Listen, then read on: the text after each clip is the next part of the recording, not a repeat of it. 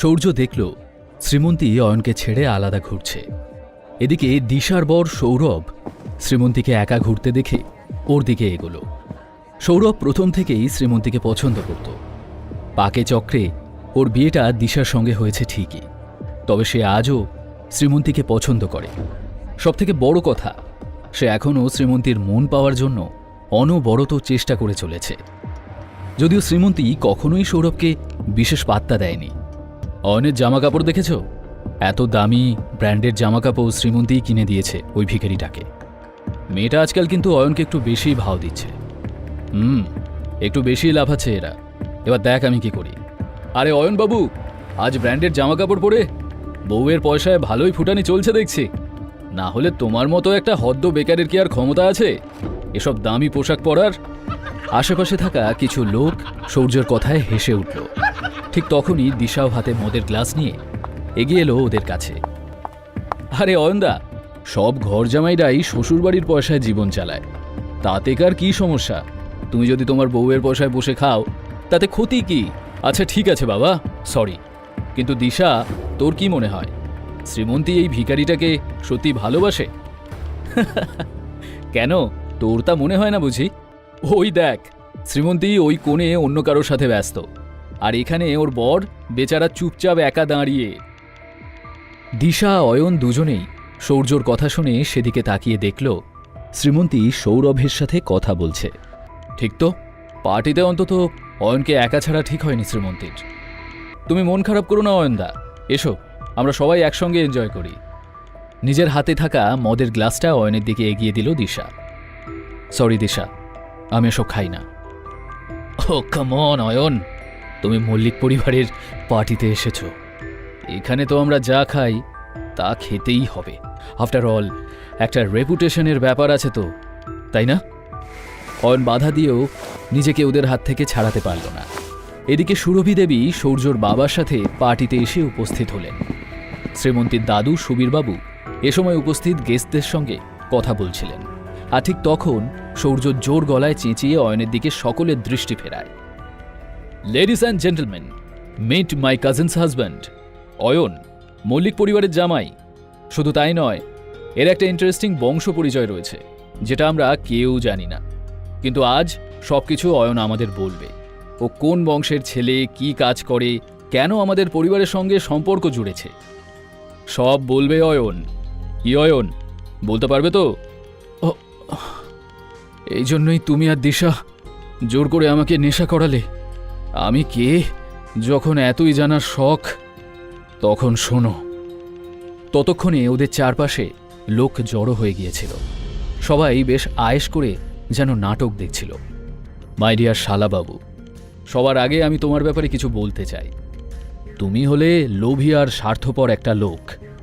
মল্লিক ইন্ডাস্ট্রিজের পুরো ব্যবসাটা তুমি হাতিয়ে নিতে চাও। সেই কারণে শ্রীমন্তীকেও তুমি নিজের রাস্তা থেকে সরিয়ে দিতে চাইছো। আর হ্যাঁ, তুমি তো আমার আর শ্রীমন্তীর সম্পর্কটাও শেষ করে দিতে চাও। এই, কি ভুলভাল বকছো? এখনো আমার কথা শেষ হয়নি সৌর্য। এই ব্যবসাটা নিজের হাতের মুঠোয় নেওয়ার জন্য তুমি অগুন্তি নোংরা খেলা খেলেছ। এতে তোমার বাবাও সাহায্য করেছেন তোমাকে, আর দাদুর সামনে প্রতি মুহূর্তে ভালো মানুষের অভিনয় করে ওনাকে শ্রীমন্তীর বিরুদ্ধে উস্কিয়ে ওনার মনে শ্রীমন্তী সম্পর্কে একটা খারাপ ধারণাও তৈরি করেছ তুমি। অয়ন, কি বলছো তুমি? আরে দাদু ভাই, আপনাকে আর কি বলবো। আপনি শ্রীমন্তীকে কাজের সুযোগ দিলেও বিশ্বাস করেন সৌর্যকেই। আপনি মন থেকে চান কোম্পানির প্রতিটা কাজের দায়িত্ব সৌর্যই সামলাক। সৌর্যকে আপনি বিশ্বাস নয়, অন্ধবিশ্বাস করেন। তাই অফিস সংক্রান্ত কোনো সিদ্ধান্ত নিলে তা সৌর্যর পক্ষে আর শ্রীমন্তীর বিপক্ষেই নেন। অয়নদা, ভুলে যেও না কার সঙ্গে কথা বলছো। দাদু কিন্তু আমাদের গুরুজন। আরে দিশা যে, তা তুমি আর সৌর্য যে শ্রীমন্তীর বিরুদ্ধে একজোট হয়েছ সে আন্দাজ আমি অলরেডি করেছি। যদিও তুমি সৌর্যর কাজিন, কিন্তু তোমাদের দুজনের মধ্যে যে ঝামেলা আছে তা বেশ বুঝি আমি। কিন্তু শ্রীমন্তীর ক্ষতি করার সময় তোমরা দুজন এক হয়ে যাও, আর এই জন্যই তোমরা দুজনে আমাকে জোর করে নেশা করিয়েছ। কিন্তু জেনে রাখো, আমি শ্রীমন্তীর পাশেই আছি। ওর কোনো ক্ষতি আমি হতে দেব না।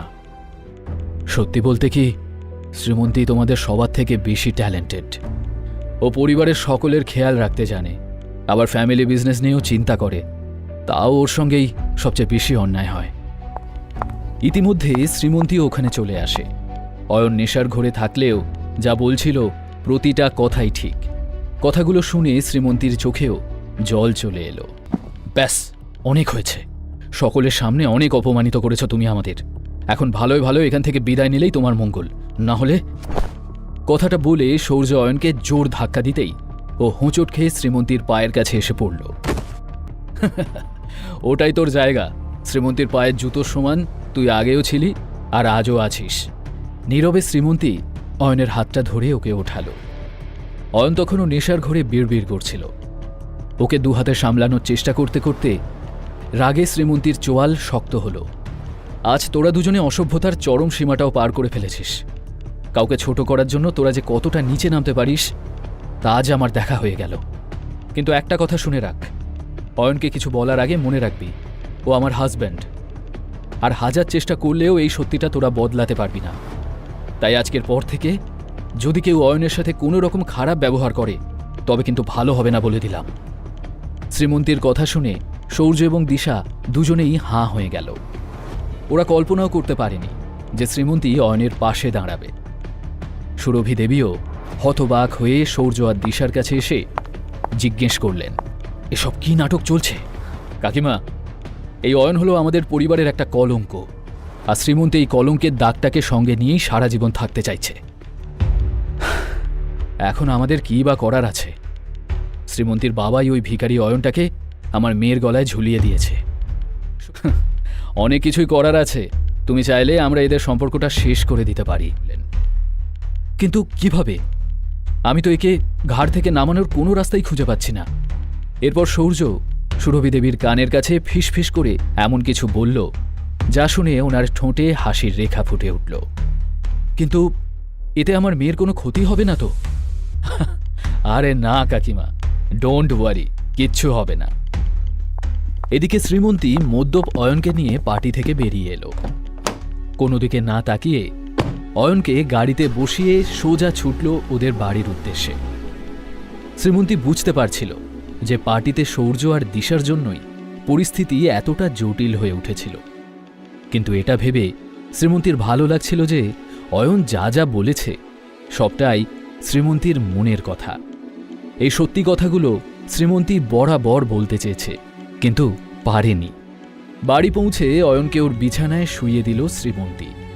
শ্রীমন্তী, আমি তোমাকে ভীষণ ভালোবাসি।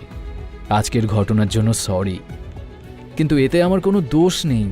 সবাই আমাদের আলাদা করতে চাইছে, কিন্তু আমি তা হতে দেব না। যাই হয়ে যাক, আমি সব সময় তোমার সাথে থাকব, তোমাকে একা ছেড়ে কখনো যাব না। অয়নের কথাগুলো শুনে শ্রীমন্তীর ঠোঁটে হাসি খেলে গেল। ও অয়নের গায়ে একটা চাদর চাপা দিয়ে নিজের ঘরে চলে এলো। পরের দিন সকাল সকালই অয়নের ঘুম ভেঙে গেল।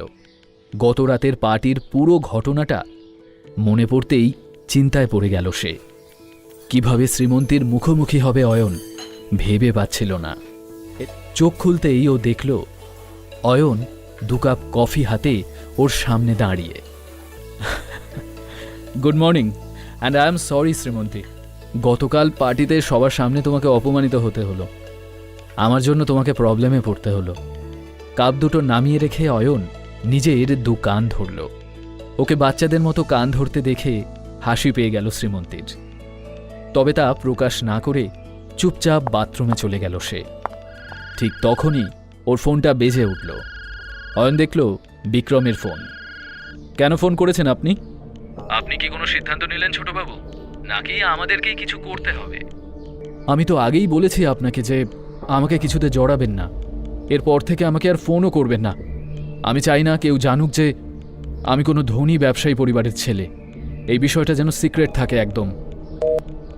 কিছুক্ষণ পর শ্রীমন্তী রুমে এসে ড্রেস পরার জন্য আলমারির দিকে এগোলো। কিন্তু আলমারি খোলা মাত্রই সামনে এমন কিছু দেখল শ্রীমন্তী যাতে ও অবাক হয়ে গেল। শ্রীমন্তী কিচেনে এসে অয়নের দিকে তাকিয়ে থাকল। আবার কি কোনো ভুল করল অয়ন? কোন গল্প লুকিয়ে আছে অয়নের মধ্যবিত্ত জীবনের আড়ালে থাকা ঐশ্বর্যের? অয়নকে ধ্বংস করতে কি ষড়যন্ত্র করছে সূর্য? জানতে হলে এই গল্পের সাথেই থাকুন।